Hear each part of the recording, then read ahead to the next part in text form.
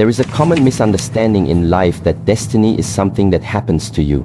That fate is a force that comes knocking, uninvited, overwhelming and inescapable.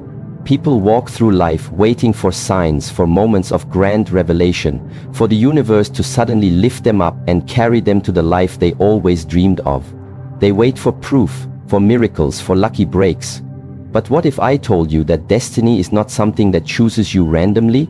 What if I told you that it is something that reveals itself only to those who are prepared to carry it?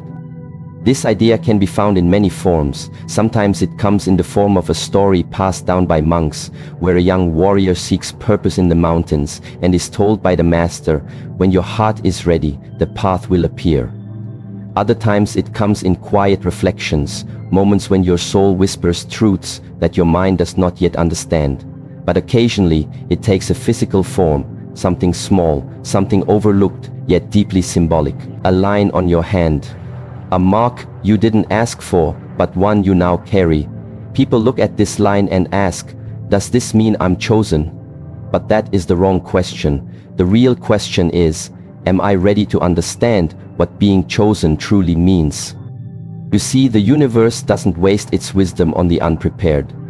It does not cast its light on closed eyes. And it does not speak in the language of ego. It speaks in the language of silence, symbols, intuition. The line you carry on your hand may or may not exist, but what matters more than the physical presence of that line is your perception of it, your awareness, your understanding. It is not the line that gives you power, it is the recognition of it that begins your transformation. In the ancient Shaolin teachings, there is a lesson that many overlook. Before a student is accepted into the temple, before he is even allowed to begin his training, he must sit in silence outside the gates, for hours, sometimes for days. Not because the monks are testing his endurance, but because they are testing his awareness. Can he remain still when the world is moving? Can he remain centered while the wind and rain tempt him to move? Can he notice that the real gate is not the wooden door before him, but the threshold inside his own mind? In the same way, when people hear about a line on the palm that signifies something rare, something chosen, they often focus on the outer form. Do I have it? Show me where it is. Tell me what it means. But these are the questions of the unprepared. These are the words of someone who still believes destiny is a reward. But destiny is not a reward, it is a response to readiness, a response to self-discipline, a response to the one who has gone through the fires of doubt and pain, and come out, not begging for miracles, but walking with stillness and clarity. To be chosen does not mean you are special. It means you are responsible. It means that something within you is being called into service. It means your awareness has reached a threshold where now the truth cannot be hidden from you anymore. And that truth may arrive as a vision, or as a quiet sense that you are meant for something more, or perhaps in a single line, invisible to others but undeniable to you. There is a story from my youth that I have never forgotten. A fellow student in the temple had trained for years, strong, sharp, intelligent, but prideful, always seeking approval, always wanting recognition. One day, our master spoke to us about the line of destiny. He said there is a line on the hand that reveals your calling. Not all have it, and not all who have it understand it. Immediately the student examined his hand, searching, calculating, comparing with others. He found a line that matched the description and smiled with satisfaction. "I have it," he whispered to himself. From that day on, he carried himself as if he was different, better. He believed that the universe had chosen him above the rest. But what he didn't realize was that in doing so, he had already failed the lesson. Because being chosen does not elevate you above others. It humbles you beneath the weight of purpose. The master later approached him and said, "You may have the line, but you do not have the sight. You saw with your eyes, not your awareness." And just like that, the student was asked to start his training from the beginning. Because in the Shaolin tradition, the body can be strong, but if the spirit is not aligned, then all strength is meaningless. To see the line and understand it is not about pride, it is about preparation. You are not chosen because of a mark. You are chosen because you have cultivated the stillness to hear the call that the mark represents. You are chosen because you have lived through the storms and did not let them corrupt your heart. You are chosen because you have seen the worst in yourself and decided to transform, not retreat. You are chosen because you choose again and again to walk a path that demands discipline, presence, and responsibility. The greatest warriors do not look like heroes, they look like gardeners. They wake early, they water what must grow, they remove what must not, and they repeat day after day. That is how destiny recognizes them, not through fame, not through applause, not through gifts, but through habits. So let's return to the idea of the line on your hand. Whether it is there or not is not the point. The point is, when you look at your hand, do you see the symbol of potential? Do you understand the sacredness of your own being? Do you recognize that your existence is not accidental and that every scar, every pain, every joy has prepared you for a deeper calling? The hand is a tool. It holds, it builds, it strikes, it heals. The line then becomes a reminder, a sacred reminder that your life is not for wasting, that time is not infinite, that your breath is not guaranteed. If you have the awareness to see that, then you are ready. And if you are ready, then you are already chosen. And yet, even in this truth, there is more, because readiness is not a one-time event. It is a daily practice. You may have seen the line today, but tomorrow, if you forget to live with presence, the line disappears. Not from your hand, but from your spirit. Destiny is not permanent. It must be earned over and over. Not through achievements, but through alignment. A monk wakes each morning not wondering what he will receive, but asking what he will become. That is the mindset of the chosen. Not, what does the world owe me, but, what can I offer to this moment? The line becomes your teacher. It reminds you, stay awake, stay grounded, stay clear. There are thousands of people who have more talent than you, more opportunity, more resources, but few will ever know what it means to be truly chosen, because they never ask the real questions. They chase signs instead of cultivating stillness. They want meaning without discipline. They want recognition without readiness. But the universe does not respond to desire, it responds to alignment. The energy you carry within you is your message to the world. It is not your appearance, it is not your story, it is your energy. And that energy is shaped by your habits, your thoughts, your intentions, your breath. So the next time you look at your hand, pause. Breathe. Forget about the line. Ask instead, how am I living? Who am I becoming? What am I building? What am I ignoring that I should be facing? That is the path of the chosen, not because you were given something rare, but because you were given the ability to recognize that every moment is rare, that every breath is sacred, that your life, no matter how ordinary it may seem, is a piece of a much larger harmony. Destiny is not somewhere out there. It's not waiting in the distance. It is right here, right now. It is in the way you sit, the way you speak, the way you treat others when no one is watching. The line is not proof of destiny. The line is the invitation. The question is, will you answer it? The idea that you are chosen is a powerful one, but just as fire warms or burns depending on how it is used, the belief of being chosen can either awaken responsibility or inflate ego. The world is filled with people who think they are chosen, special, superior. But few realize that to be truly chosen is to be burdened, not rewarded. It is to carry the quiet, invisible weight of self-responsibility, to walk a path of awareness in a world that wants to distract you, to act with discipline when the rest of the world chooses comfort.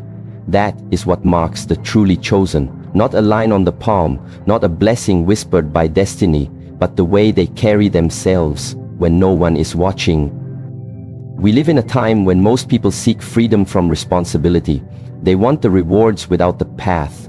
They want the strength without the struggle. They want clarity without the silence. And most of all, they want meaning without the discipline required to shape it. But that is not how life works. That is not how the universe operates. Everything in life comes with a price, and for the chosen, the price is inner responsibility. What is inner responsibility? It is the decision to no longer blame, to no longer complain, to no longer wait for someone to fix you, heal you, guide you, or save you. It is the inner fire that burns through excuses. It is the willingness to stand still and face your patterns, your shadows, your truth. Inner responsibility is when you begin to understand that everything you think, everything you say, and everything you do echoes into your destiny. It is not punishment, it is power, but only for those who are willing to carry it. When you are truly chosen, life does not get easier, it gets clearer. You begin to see the patterns of your mind more sharply. You begin to notice how your reactions shape your relationships. You begin to observe how every habit, no matter how small, becomes a brick in the foundation of your future. Most people ignore this. They live in reaction. They respond with emotion. They make decisions based on fear, pleasure, or convenience. And then they wonder why their lives feel chaotic, why they feel lost, why they cannot find peace. But the chosen, the ones who understand inner responsibility, do not run from chaos. They face it, they study it, they bring order to it from within. The mark of the chosen is not what you carry in your hand, it is what you carry in your mind when things fall apart. It is your breath when you are anxious. It is your posture when you are discouraged. It is your tone when others are angry. It is the way you walk through darkness without letting the darkness walk through you. And this is not something you perform for others. It is not something you wear like a costume. It is something you embody, quietly, consistently, invisibly, because it has become part of who you are. Discipline is the outer layer of responsibility, but awareness is the core. Without awareness, discipline becomes punishment. Without awareness, effort becomes ego. But with awareness, everything changes. When you begin to see yourself clearly, without illusion, without justification, you awaken a new level of honesty. And honesty is the path of the chosen. Not the honesty you show to others. The honesty you show to yourself. Can you admit when you are wrong? Can you recognize when you are falling into old habits? Can you stop the pattern before it pulls you back into unconsciousness? This is why the journey of the chosen is a lonely one, not because you are isolated from others, but because you no longer allow yourself to be lost among them. You do not follow the crowd when the crowd is blind. You do not celebrate noise when silence is needed. You do not chase pleasure when discipline is calling. You do not reach outward for fulfillment when you know the answer is inward. Many times in life, the chosen are misunderstood. They are called too serious, too quiet, too distant. But that's because they are not looking for attention. They are building something sacred within. They are cleaning their inner temple. They are listening to the subtle voice of wisdom that most people drown in distraction. They do not fear being alone. They fear being disconnected from themselves. That is their compass. That is their guide. Responsibility begins with thoughts. Most people do not understand how powerful a thought is. A single thought, if repeated enough, becomes a belief. A belief, if strong enough, becomes a behavior. And behavior, over time, becomes character. So if your thoughts are undisciplined, your life will be as well. This is why the chosen do not entertain thoughts that weaken them. They do not feed the mind with fear. They do not indulge fantasies that drain their energy. They observe the mind, but they are not controlled by it.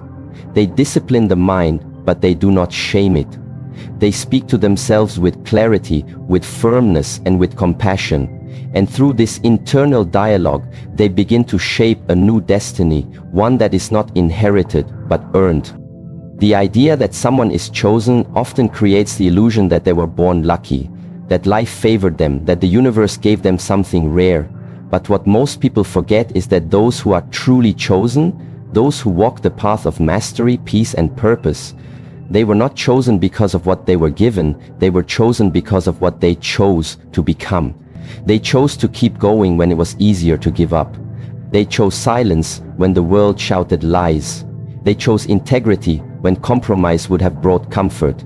They chose truth again and again, even when it hurt. In the Shaolin Temple, this is what we learned from the beginning. Responsibility is the highest form of freedom. When you take ownership of your energy, your breath, your body, your thoughts, your time, you no longer have to wait for life to bless you. You become the blessing. You no longer need permission. You are already aligned. You no longer need to search for your purpose. You are living it in each conscious act. But let me be clear. This path is not glamorous. It is not easy. There is no applause. There are no shortcuts. And most of the time no one will understand the weight you carry. They will not see the choices you make when no one is watching. They will not feel the battles you fight inside your own mind. But that is what makes you chosen. You do it anyway. You keep showing up. You keep breathing mindfully. You keep acting with clarity. You keep walking with intention. You keep mastering yourself, not because it is expected, but because it is who you are. And slowly everything begins to shift. Your presence becomes medicine. Your words begin to carry power. Your silence begins to hold depth. Your energy becomes a mirror for others.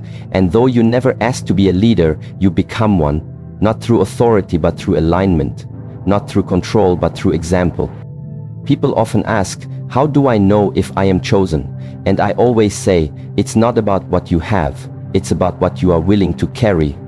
If you can carry your pain without projecting it, you are chosen. If you can carry your doubts without running from them, you are chosen. If you can carry your truth without forcing it onto others, you are chosen. If you can carry your vision even when no one believes in it, you are chosen. And if you can carry the responsibility of your own awakening, moment by moment, breath by breath, then you are not only chosen, you are already walking the path that few even dare to see. Responsibility is not a burden when it is embraced with love. It becomes a blessing. It becomes a bridge between who you were and who you can be. It becomes the quiet strength that lifts others, the calm presence that anchors storms, the invisible structure that builds a life of depth, wisdom, and purpose. That is what the chosen understand. That is why their lives, though often simple from the outside, hold a quiet power that cannot be explained, only felt. So if you find within yourself a calling, an awareness, a deep knowing that your life must be lived differently, honor that, even if it's difficult, even if you stand alone, even if the world misunderstands you. Honor it with your breath, with your actions, with your discipline. That is what it means to be chosen. The question is never whether destiny exists. The real question is whether you are willing to prepare yourself for it. Most people want to be chosen, but very few understand that being chosen requires preparation that is invisible to the world. It is not about one moment of recognition. It is about the thousands of moments no one sees, the silent sacrifices, the small decisions, the difficult self-restraint, the patience that must be stronger than your hunger for results. You do not stumble upon purpose. You prepare for it, slowly, quietly, repeatedly. In the Shaolin teachings, the preparation is never glamorous. You sweep the floor, you wash your bowl, you rise before the sun, you stretch, breathe, and repeat the same movement 10,000 times. Not to perfect the movement, but to purify the mind. Because a mind that is still can feel its way into the right path. A mind that is agitated, distracted, and impatient will miss every sign the universe sends. So the preparation is not only physical, it is energetic, it is spiritual. It is the unseen training that sharpens your awareness to such a degree that even silence speaks to you. Many people want the destiny, but they do not want the discipline. They want the crown, but not the weight of it. They want to be called, but they do not want to carry what that calling requires. They believe the chosen ones are lucky, but in truth the chosen ones are simply those who stayed on the path long enough to shed their illusions, long enough to confront their shadows, long enough to let go of who they thought they had to be in order to become who they truly are. And that process is never sudden. It is always slow, it is always subtle, and it always begins within. To be chosen is to become deeply intimate with preparation, the kind of preparation that no one claps for, the kind that happens in the dark when you are tired and no longer motivated, but you do it anyway, the kind that humbles your ego again and again, the kind that makes you question yourself, yet continues to shape you into someone you barely recognize, someone stronger, clearer, and more centered than ever before. In the temple, the highest compliment is not strength, it is not speed, it is stillness. Stillness reveals a prepared mind, A prepared mind is not disturbed by emotion, it is not reactive, it is responsive. It does not panic, it listens, and from that listening, it chooses wisely. That is the fruit of preparation. Not perfection, but wisdom. Wisdom that has been earned through discomfort, through failure, through showing up anyway. When people ask me how they can find their destiny, I often smile. Because destiny is not something you find, it is something you create space for. It arrives when you are ready, not before. It is like a seed. You cannot force it to grow, but you can water the soil, you can tend to the environment, you can remove the weeds. That is what preparation is. You may not see the results right away, but the inner landscape is changing. The roots are growing. The silence is deepening. And then one day, what was hidden bursts forth. Not because you demanded it, but because you honored the process. True preparation is not exciting. It is not a loud announcement to the world. It is quiet. It is repetitive. It is often frustrating, but it is sacred.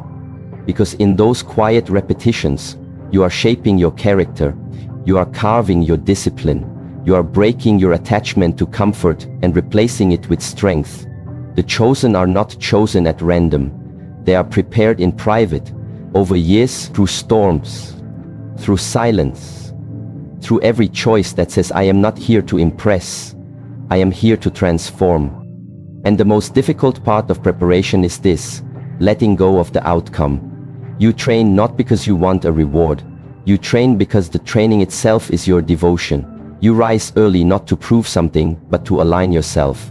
You control your speech not to gain praise, but because you know words carry energy, and you are no longer willing to harm others just to express your emotions. You breathe before reacting because you understand that one moment of awareness can prevent years of regret. This is the unseen discipline that separates those who are interested from those who are ready. To be chosen is not a gift. It is a reflection, a mirror of who you have become. Life does not hand out purpose randomly. It places it in the hands of those who can carry it with humility, with focus, with grace. And the only way to become that person is through consistent preparation. Preparation of the body, of the mind, of the breath, of the heart. There is a saying in the East, when the student is ready, the teacher appears. But most people misunderstand this. They believe the teacher is an external person, a master, a guru. But the real teacher is life itself. Life becomes your master the moment you stop resisting it. Every moment becomes a lesson. Every setback becomes training. Every difficult person becomes a mirror. And your response to these lessons is your preparation. Will you react with emotion, or will you respond with awareness? Will you run from the challenge, or will you breathe into it?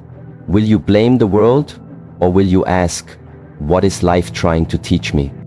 If you can ask that question sincerely, without pride, without complaint, then you are already preparing. Even in your confusion, even in your pain, even in your doubt. Preparation does not require perfection. It only requires presence, over and over, until presence becomes your natural state, until you can walk through fire and not lose your balance, until your inner world is so stable that no outer chaos can shake it. Then you are ready. Then you are chosen. And still the journey continues, because there is no final destination, only deeper levels of preparation. Each layer brings you closer to clarity. Each trial strips away the unnecessary. Each silence deepens your understanding, and slowly, without even realizing it, you become someone who does not chase destiny. You embody it, you live it, you speak it, you walk it, and others feel it, not because you tell them, but because your presence says it all. This kind of preparation is not taught in schools. It is not measured in degrees or certificates. It is measured in your ability to remain centered when nothing goes your way. It is measured in how you treat others when you are in pain. It is measured in whether you can sit with yourself without distraction, without stimulation, without needing to escape. That is the true preparation. That is the training of the chosen. So do not ask, when will my purpose arrive? Ask instead, how can I prepare myself to carry it? Do not ask, where is my sign? Ask, can I become quiet enough to recognize it?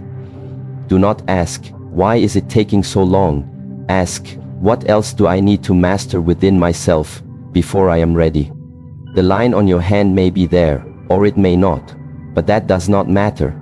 The real line is the one you are drawing each day with your actions, your thoughts, your habits. That is the line of your preparation. That is the mark of your readiness. And when it becomes strong enough, deep enough, clear enough, destiny will not need to find you. It will rise within you. There is something the modern world forgets, something that is not written in books or taught in schools. It is the understanding that those who are truly chosen often go unseen. They are not the loudest in the room. They are not always recognized, rewarded, or understood. Their lives are not full of constant applause or celebration. Instead, they are marked by solitude, clarity, and quiet alignment with the truth. Because the path of the chosen is not a path of performance. It is a path of presence. And presence, true presence, is invisible to those who are asleep. We live in a time when everyone wants to be seen, to be validated, to be followed, praised, and approved of. People spend their energy curating images, building masks, chasing attention. But the one who is truly chosen does not seek attention. He seeks alignment. She seeks truth. They are not moved by the noise of the world because they have found something deeper, the stillness within themselves. And in that stillness, they have realized that real power does not need to be broadcast. It simply is. It moves differently. It lives differently. It walks into a room and shifts the atmosphere, not by force, but by frequency. The chosen ones often walk alone, not because they are arrogant, but because they have heard a different call, a call that is not understood by the masses, a call that leads them away from distraction and into self-mastery, a call that demands silence, solitude, discipline, and trust. And this trust is not in the world, it is in something higher, something sacred, a trust that everything they need will come, not when they chase it, but when they are ready. This readiness is not external, it is an inner state, cultivated in moments of deep honesty, cultivated in choices that no one will ever witness, cultivated in still nights when the rest of the world is asleep. This is why the chosen are misunderstood. They do not explain themselves, they do not defend their path, they do not argue with ignorance, they do not engage in battles of ego, because they know truth defends itself, silence speaks volumes, and real strength does not announce itself. It simply endures, it simply exists. In a world addicted to proving, the chosen one walks in surrender, not weakness, but strength beyond the need to be seen. And yet, this path is not easy. To walk as the chosen one is to face the loneliness of being awake in a world that prefers to sleep.